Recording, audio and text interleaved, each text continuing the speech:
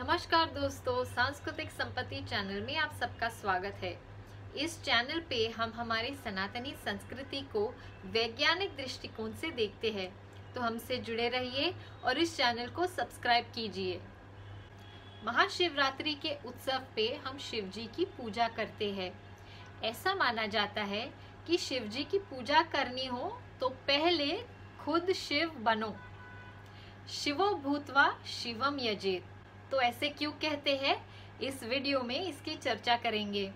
जब भी हम शिव जी का जय घोष करते हैं तो हर हर महादेव ऐसे कहते हैं। हमारी संस्कृति में कितने सारे देवी देवता है, फिर भी हम शिव जी को ही महादेव क्यों कहते हैं, इसकी भी चर्चा इस वीडियो में करेंगे। समुद्र मंथन के वक्त जो अमृत निकला वो सारे देव पी गए। अनेक रत्न निकले, वो भी बांटे गए। जब हलाहल नाम का जहर निकला, वो देकर सब भाग गए, वो किसी को नहीं चाहिए था। तब शिवजी ने पूरे संसार को उस जहर से बचाने के लिए वो जहर उठाया और पी गए। यही कारण है कि हम शिवजी को महादेव कहते हैं। जो अमृत पीते हैं वो देव, जो बिना किसी संकोच के जहर भी पी लेता है वो महादेव। तो क्या इसका अर्थ ये है कि हमें भी जहर पी लेना चाहिए? बिल्कुल भी नहीं। शिव जी तो भगवान है, उनके लिए कुछ भी नामुमकिन नहीं। हमें शिव जी के आदर्शों पे ध्यान देना चाहिए। खुद का विचार करने वाले अनेक लोग हैं दुनिया में, लेकिन सच्चा शिव भक्त वो है जो दूसरों के लिए संघर्ष करे और उस बारे में किसी को भी ना बताए। आजकल लोग बहुत सारी सेवा करते हैं, डोनेशन करते हैं, चैरिटी करते हैं और फिर उस चीज का मार्केटिंग इंस्टाग्राम, फेसबुक पे भी करते हैं कि देखिए हमने ये सेवा किया, हमने वो सेवा किया। ये बिल्कुल भी उचित नहीं है। निस्वार्थ सेवा या सेल्फलेस सर्विस, ये शिव जी को बहुत पसंद है। अब ये बात करते हैं कि महाशिवरात्रि के दिन हम उपवास, मेडिटेशन, जागरण ये सब क्यों करते हैं। ऐसा माना जाता है कि ये करने से शिव जी खुश हो जाते हैं, लेकिन सिर्फ यही कारण नहीं है। इन रिवाजों के पीछे भी देवों के देव महादेव ये जनहित के बारे में सोचते हैं। महाशिवरात्रि माघ के त्रयोदशी को आती है। इस टाइम पे सूर्य एक्वेरियस में होता है और चंद्रमा कैप्रिकॉर्न में होता है। इसका असर हमारे मानवीय शरीर पे देखा जाता है, क्योंकि सूर्य और चंद्रमा इनके पोजीशन से हमारे शरीर में वात दोष पैदा हो सकता है। अब ये वात, ये होता क्या है?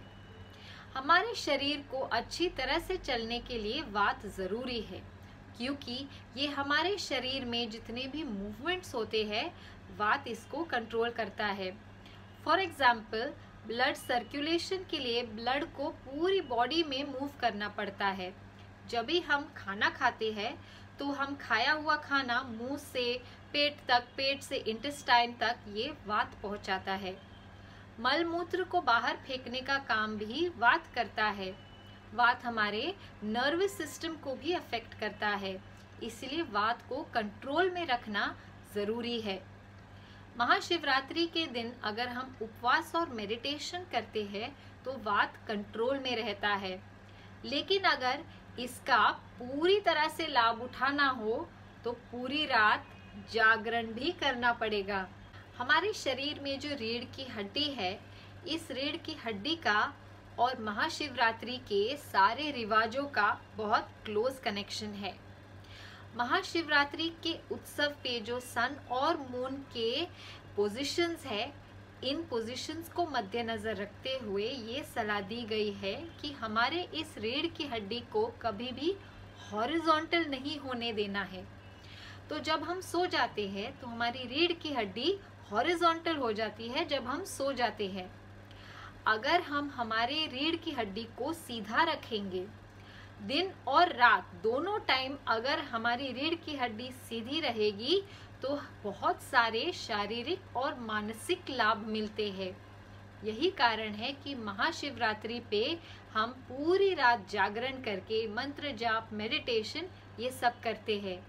ये करने से फोकस और कंसंट्रेशन बढ़ता है, बॉडी पूरी तरह से डिटॉक्सिफाई होती है, इन्फ्लेमेशन कम होता है, रीढ़ की हड्डी मजबूत होती है, ब्रेन फंक्शन बूस्ट होता है, हार्ट और डाइजेस्टिव सिस्टम इम्प्रूव होता है, ब्लड प्रेशर कंट्रोल होता है, रिप्रोडक्टिव सिस्टम इम्प्रूव होता है, लंग और रेस्पिरेटरी सिस्टम में भी सुधार देखा जाता है। शिवजी के बारे में एक और चीज जानना जरूरी है। शिवजी अपने हाथ में डमरू लिए अपने भक्तों का मार्गदर्शन करते हैं और प्रोत्साहन भी।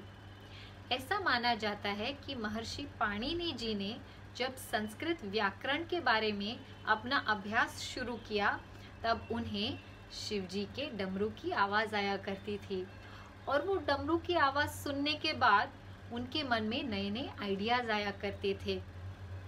शिवजी के दूसरे हाथ में है त्रिशूल, क्योंकि शिवजी अपने भक्तों के रक्षण के लिए हमेशा तैयार है, सज्जनों के रक्षण के लिए तैयार और दुर्जनों का विनाश करने के लिए भी तैयार।